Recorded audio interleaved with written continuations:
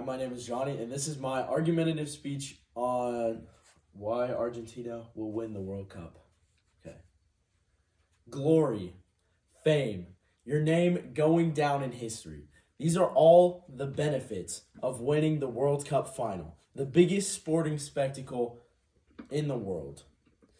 The final matches of the tournament are some of the most watched TV broadcasts of all time, racking up billions of views. It is every player's dream to play in one of these tournaments, and the final, man, winning the final, that's like the cream of the crop, man. Argentina is one of only 8 countries to have ever won this esteemed tournament. That was back in 1986, but Argentina have had some really rough heartbreaks since that time. Most notably, in 2014, they lost the final to Germany 1-0. But this year, it will be different because this year, Argentina is rolling out one of their best squads that they have ever rolled out. So first off, why they will win the World Cup. Their group is pretty trashy, honestly. Look at this. Okay, so first off, you have Saudi Arabia. Mexico's the top-ranked team in the group. They're 13th in the latest FIFA Men's World Rankings. Next up, you have Poland, who's ranked 26th in the FIFA Men's World Rankings. After that, you have Saudi Arabia, who is one of the worst teams in the tournament, at number 51. Argentina, for reference, is ranked 3rd, but they should actually be ranked 2nd, but they're ranked 3rd. So, this group will make it easy for La Albiceleste to advance. So, assuming they win their group, they will have to play a member of Group D, the runners-up. So, that could be anywhere from France, Denmark, Tunisia, or Australia. Tunisia and Australia, unless things get crazy in that group, probably won't. They will most likely face Denmark in the round of 16. Denmark is one of the dark horses to win the tournament. They're a very, very solid side with a lot of players in top leagues performing well this season. Some of their standouts include Kasper Schmeichel at goalie, Simon Kjær in defense, Christian Eriksen in the midfield, and some really good young attacking players up top. Now, they should win that game.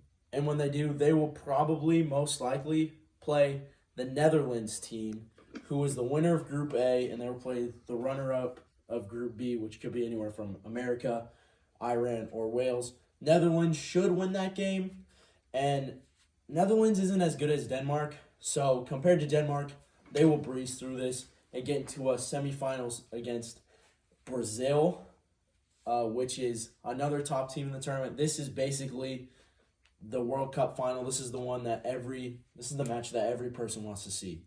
So that's Neymar versus Messi headlining the event. Game's basically a coin flip. However, in the 2021 Copa America final, these two teams met with virtually the same squad that they will be taking to Qatar. And Argentina won that game 1-0. So I assume nothing will be different. After that, the final's a breeze compared to what they faced. You pick your European side that's made it out of that side of the bracket, and it really shouldn't be a test for them. So, next off, we have their projected squad. This seems like the consensus squad that they will be taking to Qatar, and that's my next point. They have some of the most informed players in the world right now. So they have Emiliano Martinez in goal, who has been spectacular this season for a struggling Aston Villa side, who just beat Man United over the weekend. Held them to 1 goal, one of the best attacks in the world. Romero and Otamendi. Otamendi's been very solid for Benfica this season, with his group actually advancing into the latter stages of the Champions League. These other guys, they've also had successes in the varying levels of Europe, whether that be Champions League, Europa League, or Europa Conference League. but they have all enjoyed domestic success. Now, this attacking part is where it gets a little bit iffy. Lautaro Martinez has been on fire for Inter Milan this season. He's been fantastic. This midfield doesn't get a lot of publicity, but they have some of the most creative players in the world in this side. Now, this guy right here, Lionel Messi, the greatest player of all time. We'll get to him in a second. But if Paulo Dybala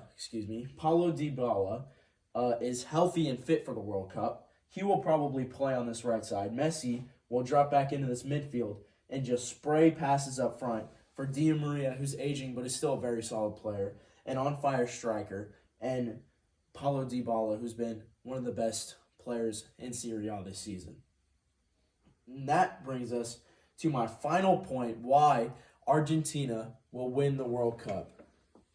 They have the greatest soccer player of all time, Lionel Messi.